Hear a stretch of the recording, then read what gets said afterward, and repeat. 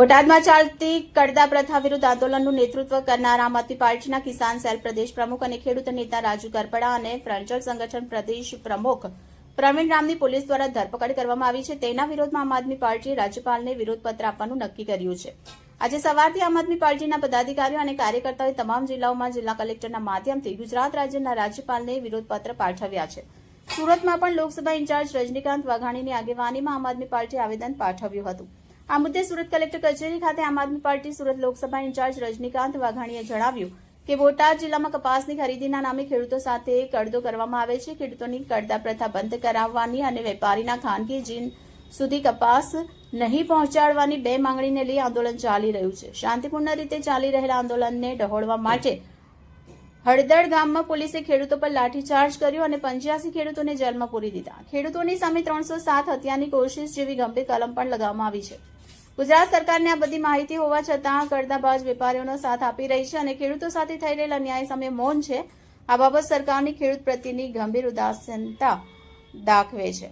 આ વિરોધપત્ર પાઠવવાના કાર્યક્રમમાં આમ આદમી પાર્ટી સુરત લોકસભા ઇન્ચાર્જ રજનીકાંત વાઘાણી સાથે નવસારી લોકસભા ઇન્ચાર્જ પંકજ તાયડે, શહેર મહામંત્રી તુલસી લાલૈયા, કામરેજ તાલુકા પંચાયત વિપક્ષ નેતા જેડી કથિરિયા સહિત મોટી સંખ્યામાં કાર્યકરો ઉપસ્થિત રહ્યા હતા.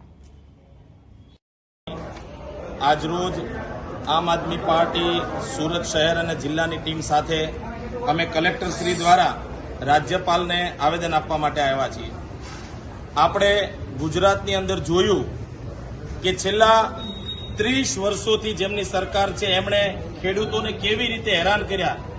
ખેડૂતોને એમના ખેતરમાં જે પાક ઉગે છે એ પાક જ્યારે એક એપીએમસીમાં વેચવા જાય ત્યારે વેપારીઓ, ભાજપના અમુક મળતિયા એજન્ટો, ભાજપના સત્તાધીશો આ બધા જ એક મંડળી રચી લૂંટ મંડળી તહેત ખેડૂતોને લૂંટી રહ્યા છે.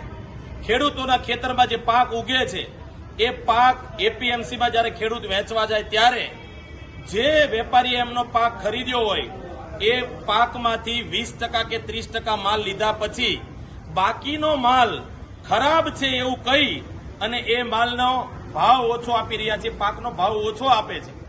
હવે ખેડૂત એવો વ્યક્તિ છે કે જેમણે લોહી પરસેવાની મહેનતથી પાક ઉગાડ્યો છે અને જેમને બિયારણના રૂપિયા આપવાના છે, ખાતરના રૂપિયા આપવાના છે, ખેતરમાં ખેત મજૂરોના રૂપિયા આપવાના છે, આ બધા જ રૂપિયાની ચૂકવણી બાકી